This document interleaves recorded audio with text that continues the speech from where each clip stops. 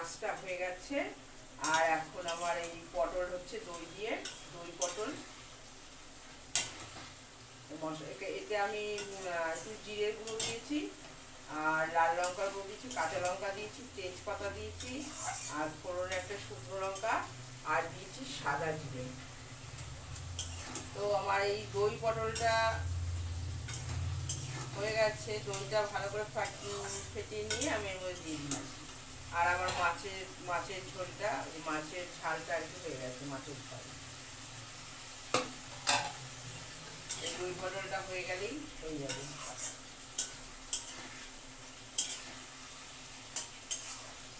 পটলটাকে খুব ভালো করে আমি কেটে ধুয়ে নুন হলুদ মাখিয়ে রেখেছিলাম।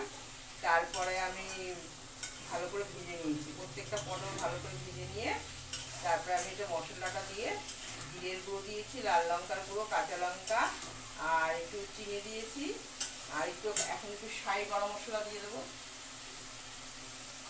আর দই দিয়েছি। তো আজকের রেসিপি হচ্ছে আমার দই পটল আর বোয়াল মাছের ঝাল। তো দুটোই হয়ে গেছে, আমি এবার এটা নামিয়ে নেব।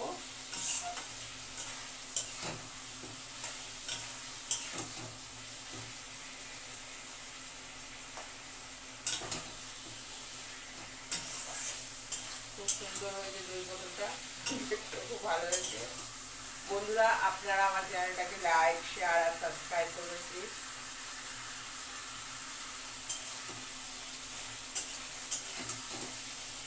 কালারটা দেখুন।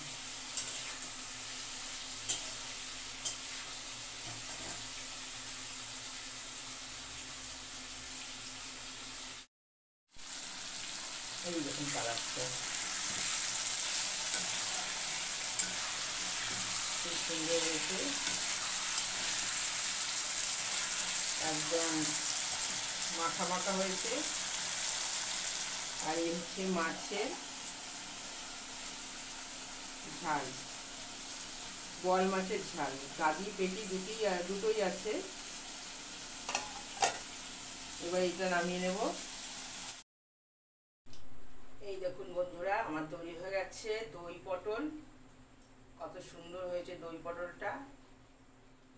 তো আমার দুটো রান্নাই আজকে, দুটো রেসিপি হয়ে গেছে। এদিকে দই পটলও হয়ে গেছে, আর এইদিকে আমার মাছের ঝালটাও হয়ে গেছে। এই দই পটল আর এই মাছের ঝাল দিয়ে আজকে আমাদের খাওয়া হবে। নমস্কার বন্ধুরা, সবাই খুব ভালো থাকবেন। আজকে রাখলাম।